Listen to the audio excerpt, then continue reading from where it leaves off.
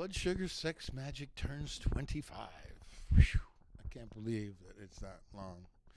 When we made that record, it doesn't seem like that. The band was in a very exciting place creatively at that time. I remember that it was the first time that Rick Rubin had worked with us, and we recorded in this house in Hollywood, so we weren't in a proper regular studio, and we all lived in the house, and we had a bunch of songs, and John especially was coming into his own as a songwriter and feeling very comfortable in the band. Prior to that, John and I sort of joined around the same time, and we had done Mother's Milk in 1989. Then we toured, and the chemistry of the band was really, we were firing on a real high level. We had toured a lot. We got to know each other musically and personally a lot, and sort of solidified that chemistry and wrote all those songs together. It was fun, man. I think back of it, and it was just, it went really quickly. I mean, we did the album probably in 2 months, and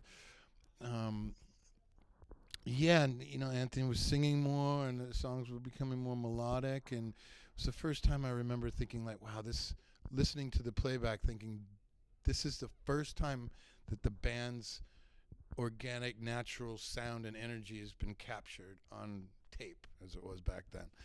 And we were just really just excited that the songs we were playing and the way they were coming out, and working with Rick. And of course, Brendan O'Brien was engineering, went on to be an amazing producer. It was like a perfect storm. Everything was happening at the same time. And then rock music was changing as well. I think people were getting tired of that whole Sunset Strip kind of hair metal thing that was sort of popular at that time. And they were... we were doing what we were doing anyway, as we have been for a long time. But then bands like Nirvana came along, and they were at Seattle scene, and we went on tour with Pearl Jam and Smashing Pumpkins, and I remember that being a really exciting tour, and feeling that like, wow, this is really something really exciting is happening in music, and we were happy to be part of it. That Nirvana record came out the same day as ours. I didn't know that, but. Two pretty good records, but they, just were so amazing, and it's an incredible band, and again, having Dave Grohl in the band, I think that was the first record they did with him, and those songs, I mean, obviously that's an incredible record, and we did get to tour together at the very end of '91, right after Christmas. We did a West Coast tour together. It was Pearl Jam was the opening band, Nirvana, and then the Chili Peppers, and we played up and down the West Coast. And I just remember being in the Cow Palace in San Francisco on New Year's Eve and watching Nirvana launch into Teen Spirit, and the crowd and the place it was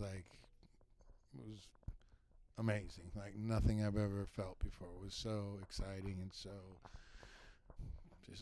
just I can't explain the feeling. It was incredible, and just like, this is something, we are seeing something really amazing, and they were great, and it was a great time for music, and we were just happy to, I was happy to be at the right time when it was all going on, and it's probably my favorite, because of those reasons I said, probably the favorite record of mine to make with the band. I love all of our records, and they all have a special place. But because it was what was happening in that time, and the band becoming